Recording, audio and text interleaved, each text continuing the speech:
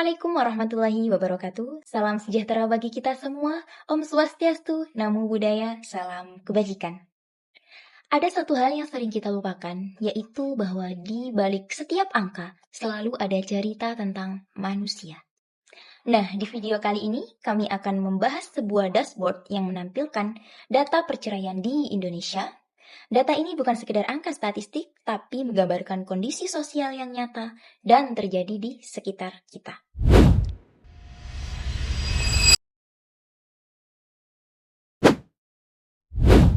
Halo, perkenalkan kami dari kelompok Cerai X bersama dengan saya Khairunisa, dan di video kali ini saya akan menjelaskan tentang konteks dan permasalahan bisnis dari dashboard perceraian di Indonesia periode 2019 sampai periode 2024. Berdasarkan data yang ditampilkan pada dashboard, jumlah perceraian di Indonesia menunjukkan perubahan dari tahun ke tahun. Terlihat adanya penurunan pada tahun 2020, kemudian meningkat kembali dan mencapai angka yang tinggi pada tahun 2022. Selain itu, beberapa provinsi memiliki jumlah perceraian yang jauh lebih besar dibandingkan provinsi lainnya. Dengan alasan, perceraian yang paling dominan adalah disebabkan oleh perselisihan dan pertengkaran terus-menerus. Artinya apa, teman-teman? Hal ini menunjukkan bahwa perceraian masih menjadi permasalahan serius di negara kita, negara Indonesia. Tingginya angka perceraian di wilayah tertentu menandakan adanya tekanan sosial dan ekonomi yang lebih besar, sementara dominasi faktor perselisihan menunjukkan rendahnya kesiapan pasangan dalam menghadapi konflik rumah tangga. Jika kondisi ini terus berlanjut, dampaknya bisa meluas, mulai dari masalah kesejahteraan, keluarga, hingga stabilitas sosial. Lantas, apa langkah selanjutnya? Oke, baik. Di sini saya akan melanjutkan untuk membahas dataset yang kami gunakan untuk membuat dashboard.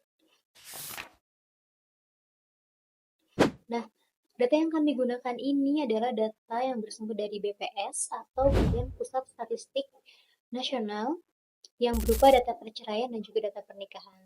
Nah, untuk data perceraiannya sendiri, kami mengambil data dari periode waktu 2019 hingga tahun 2024. Yang sebelumnya, data perceraian ini adalah data yang terpisah berdasarkan tahun, dan untuk merapikan datanya di sini serta untuk mempermudah pengelolaan datanya di sini, kami membuat data master dengan menggabungkan data perceraian dari tahun 2019 hingga tahun 2024. Dan untuk melengkapi datanya, kami juga menambahkan file atau variabel baru, yaitu rasio perceraian. Nah, rasio perceraian ini berasal dari total perceraian dan juga total pernikahan. Nah, untuk data pernikahannya, kami mengambil data jumlah pernikahannya saja dari periode waktu 2019 hingga 2024. Jadi data master ini memiliki beberapa variabel, di antaranya ada provinsi, tahun, alasan cerai, jumlah perceraian, rasio perceraian, dan juga jumlah pernikahan. Nah, data master ini juga memiliki 2.969 baris data untuk diolah sehingga menjadi dashboard yang kita kerjakan sekarang. Oke, selanjutnya mari kita bedah isi dari dashboard ini. Jadi terdapat 3 metrik utama yang menjadi navigasi kita. Yang pertama adalah total perceraian selama 6 tahun mulai dari tahun 2019 sampai tahun 2024. Nah, ini fungsinya untuk melihat besaran beban kasus yang harus ditangani pengadilan selama 6 tahun terakhir. Kemudian metrik yang kedua adalah rasio nasional, dan tujuannya untuk mengetahui seberapa rapuh ikatan pernikahan selama 6 tahun terakhir ini. Dan yang terakhir adalah tren tahunan, atau yang lebih tepat disebut sebagai status kedaruratan. Nah, jadi metrik ini terbagi menjadi beberapa kategori berdasarkan nilai rasio nasionalnya, di mana jika nilainya di bawah 10%, maka dikategorikan sebagai rendah. Jika nilainya di antara 10-15% dikategorikan sebagai waspada, dan jika nilainya di antara 15-20% dikategorikan sebagai tinggi, serta terakhir, jika nilainya di atas 20% maka dikategorikan sebagai kritis. Oke, sekarang kita masuk ke insight. Dan ini lumayan menyedihkan. Di Indonesia sendiri selama 6 tahun terakhir sedang dalam kategori kritis. Nah, rasio perceraian ini menyentuh angka lebih dari 23%. Dan kalau kita terjemahkan ke dalam bahasa manusia, hampir 1 dari setiap 4 pernikahan di Indonesia berakhir di meja hijau. Oke, selanjutnya kita bisa melihat tren tahunan. Ada beberapa fenomena menarik yang terjadi, terutama pada tahun 2020 di mana angka perceraian menurun drastis, sementara pada tahun 2021 terjadi rebound atau perceraiannya melonjak kembali. Nah, berdasarkan hipotesis kami, ini bisa terjadi karena banyak masyarakat yang menunda perceraiannya atau bahkan tidak jadi bercerai karena adanya pembatasan mobilitas dan juga guncangan ekonomi akibat adanya COVID-19. Nah, begitu pembatasan ini dibuka kembali pada tahun 2021, barulah terjadi kembali lonjakan kasus. Nah, meskipun seluruh rata-rata kategori perceraian di Indonesia mayoritas menyentuh angka kritis, ada juga beberapa daerah yang rasionya jauh di bawah rata-rata nasional. Misalnya NTT. Nah, rasio pada provinsi NTT hanya mencapai angka 14% lebih.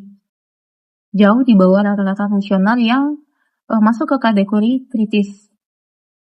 Nah, insight ini menarik dan kemungkinan berkorelasi kuat dengan kepercayaan masyarakat yang mayoritas di sana menganggap bahwa perceraian adalah hal yang tidak boleh dilakukan dan pernikahan hanya terjadi sekali seumur hidup.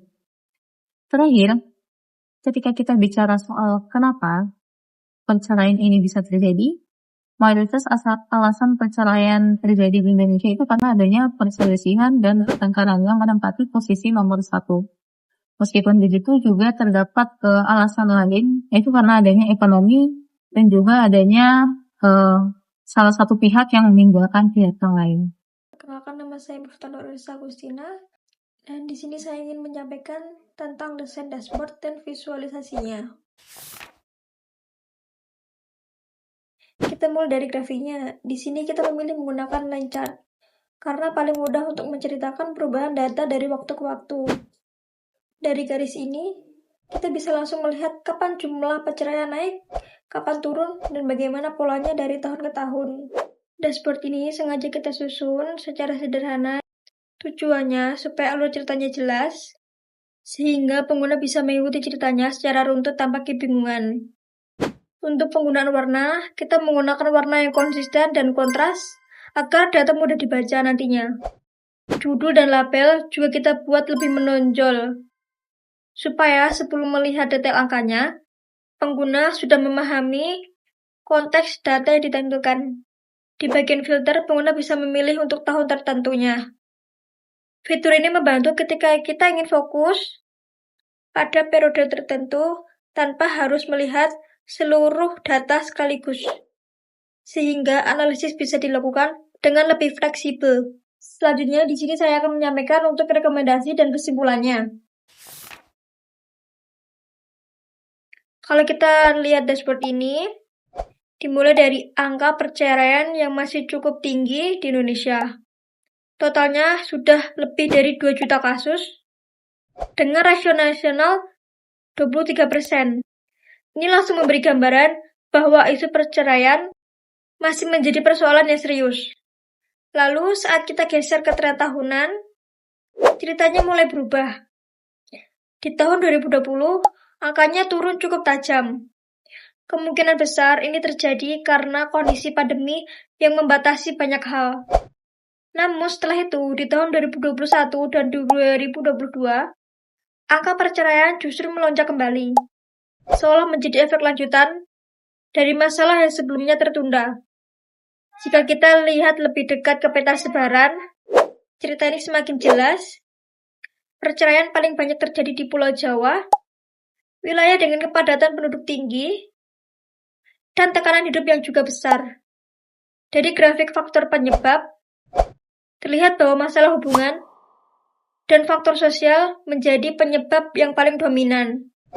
Dari data ini, kita bisa menarik satu kesimpulan penting, bahwa intervensi seperti edukasi pernikahan dan konseling keluarga masih sangat dibutuhkan. Meski begitu, dashboard ini masih bisa dikembangkan dengan data yang lebih detail, agar ceritanya bisa disampaikan lebih lengkap ke depannya.